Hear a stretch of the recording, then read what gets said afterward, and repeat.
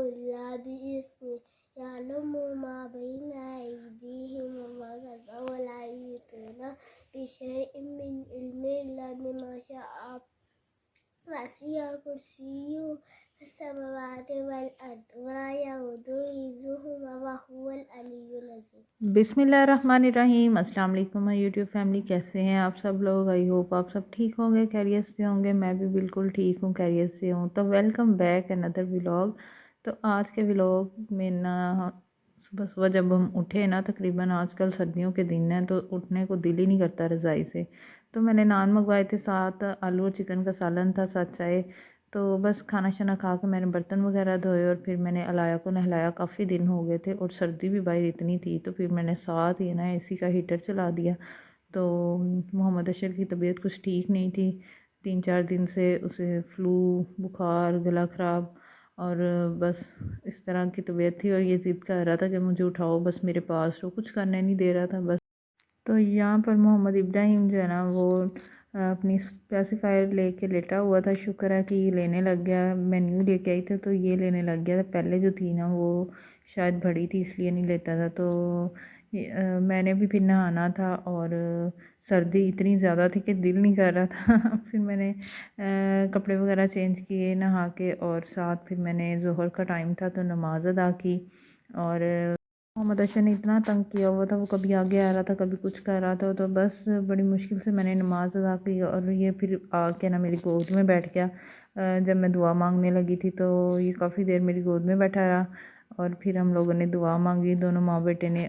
जो लोग चैनल पे न्यू आए हैं चैनल को सब्सक्राइब कर दें, बेल आइकन को प्रेस कर दें, इससे हर आने वाली नई वीडियो का नोटिफिकेशन आपको मिल सकेगा। और इस वीडियो को लाइक शेयर भी कर दिया करें और कोई अच्छा सा कमेंट भी कर दिया करें। तो नमाज़ पढ़ने के बाद फिर मैंने जो है ना अपने सर की कंघी करनी थी और बाल जो है ना इतने उतरे कि मैं आपको आगे चल के दिखाती हूँ। ऐसे लग रहा था कि बस मैंने आज ना गंजी हो जाना है।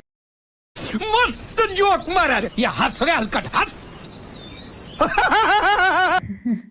तो इतने बाल उतरे मेरे। और यहाँ पे मैंने कॉम कर लिया था और ये मेरे बाल चेक करें, इतने बाल उतरे थे कि पता नहीं क्यों ऐसे उतरते हैं। हालांकि मैं ऑयलिंग भी करती हूँ प्रॉपर और मतलब शावर भी लेती हूँ, फिर भी इतने बाल उतरे कि मैं खुद हैरान और परेशान हो गई। और यहाँ पे मैं काफ़ी देर तक इनको देखती रही कि पता नहीं अब क्या बनेगा।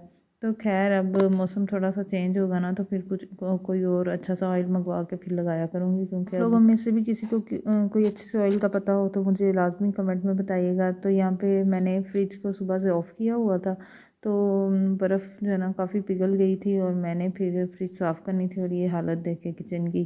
तो फिर मैंने फ्रिज साफ़ की और अच्छी तरह से फिर जो चीज़ें थी फ्रीज़ वाली वो मैंने दोबारा वापस रख दी थी। क्योंकि रात को मैं फ्रिज बंद कर देती हूँ, आजकल सर्दियाँ हैं काफ़ी, तो दिन के टाइम चलती जाती है। तो काफ़ी टाइम भी हो गया था साफ़ नहीं हुई थी, तो नीचे से भी बस मैंने थोड़ी बहुत साफ़ कर ली थी और नीचे साफ़ ही थी वैसे। तो सब्ज़ियाँ वगैरह जो लेके थी वो मैंने रख दी थी। तो यहाँ पे जो है ना मेरे हस्बैंड ने भेजी थी बच्चों के लिए चॉकलेट्स बाहर से। तो वो देख रहे थे सामान जो आया था और ड्राई फ्रूट था कुछ, तो बच्चों को काफ़ी पसंद है और आजकल सर्दियाँ हैं तो खाते भी शौक़ से हैं। तो ये कुछ चॉकलेट्स थी, डेयरी मिल्क थी और साथ जो है ना दूसरी मिक्स चॉकलेट्स थी और साथ जो है ना ये 50 दिरहम पर केजी लिखा हुआ था ऊपर और 25 का हाफ़ केजी। मैंने कहा थोड़ा सा ये भिजवाइएगा क्योंकि बच्चे अब खा लेंगे और पड़े पड़े भी फिर इनका ना टेस्ट चेंज हो जाता है। तो मैं गर्मियाँ हो ना तो फिर तो इनको फ्रिज में रख देती हूँ तो फिर बिल्कुल सही रहते हैं। तो ये एक टॉवल था, ये मेरी सिस्टर ने दिया था। तो ये किचन में यूज़ के लिए था और ये वाकई बहुत अच्छा था, ये मैंने यूज़ किया है और इससे पानी बिल्कुल नहीं रहता शेल्फ़ पे। तो बस फिर बच्चे भी खुश हो रहे थे और साथ साथ चॉकलेट खाने भी लग गए थे। उसके बाद फिर मैंने सोचा कि मैं ना उठूँ और मैंने रात के टाइम मैंने शामी कबाब का मसाला बना के रखा हुआ था और वो उसको भी अभी शेप देनी थी। और ये जो चीज़ें थी ना ये भी मैंने सोचा कि मैं ना इनको साथ ही जार में डाल के रख दूँ। तो ये जो जार थे ना एक तो मोहम्मद अशर ने तोड़ दिया था, यहीं पे बैठे बैठे ने पता ही नहीं लगने दिया कैसे इसने तोड़ दिया, जो सबसे बड़े वाला था।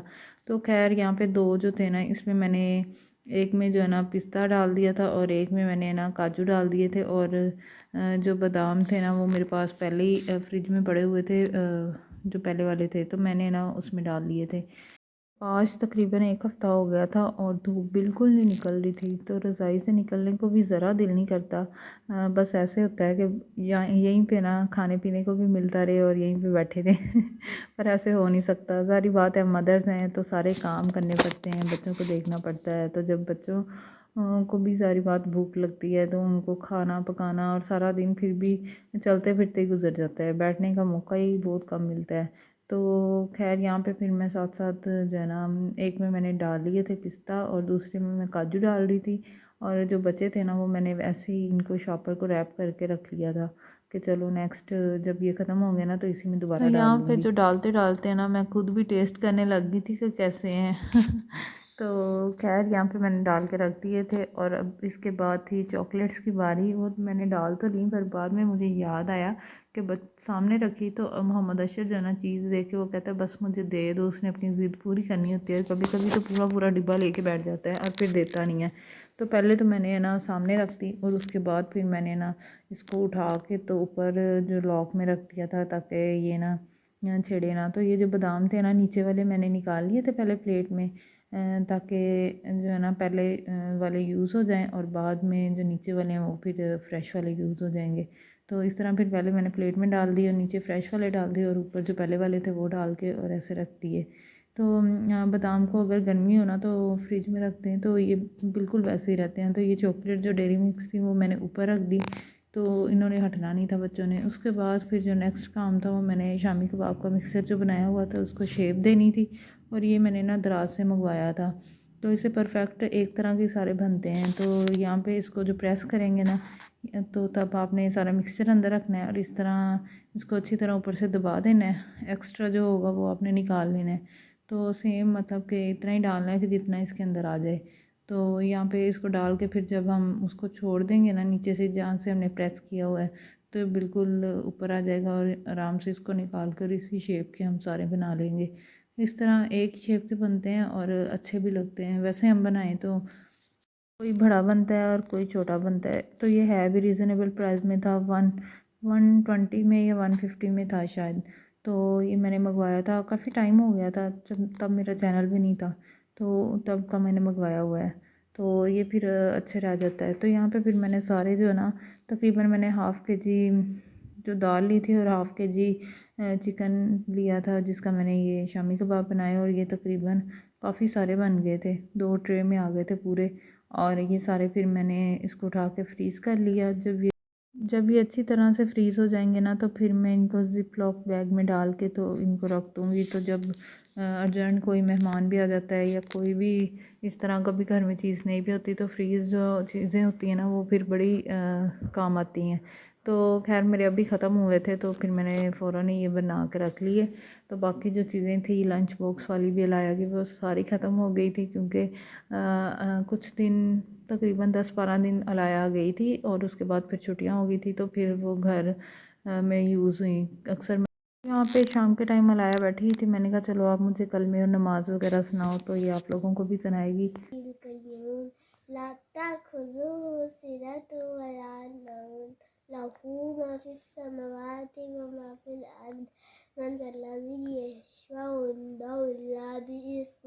يعلم ما بين أيديهم وما خلفهم ولا يحيطون بشيء من علمه إلا بما شاء وسع كرسيه السماوات والأرض ولا يؤوده حفظهما وهو العلي العظيم। माशाल्लाह। अब पहला कलमा सुनाओ।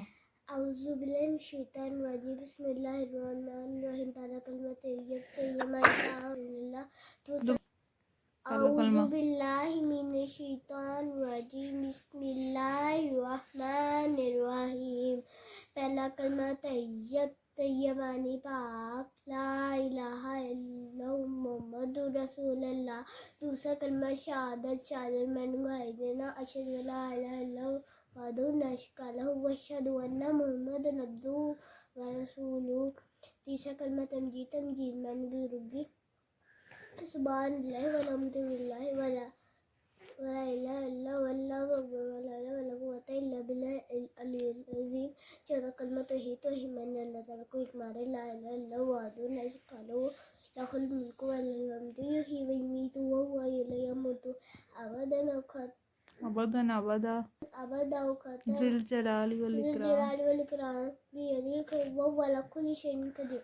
मन यक़ुल मा सफ़ा अस्तग़फिरुल्लाह रब्बी मिन कुल्लि ज़ंबिन अज़नबतु अमदन औ ख़ताअन सिर्रन औ अलानियतन व अतूबु इलैहि मिन ज़म्बिल्लाज़ि अअलमु व मिन ज़म्बिल्लाज़ि ला अअलमु इन्नका अंता अल्लामुल ग़ुयूबि व सत्तारुल ज़ुनूबि व वसत्तारुल अयूबी व गफ़ारुल ज़ुनूबी वला हौला वला हौला वला कुव्वता इल्ला बिल्लाहिल अलिय्यिल अज़ीम। आमीन। बस ये थी अलाया की आज की छोटी सी वीडियो।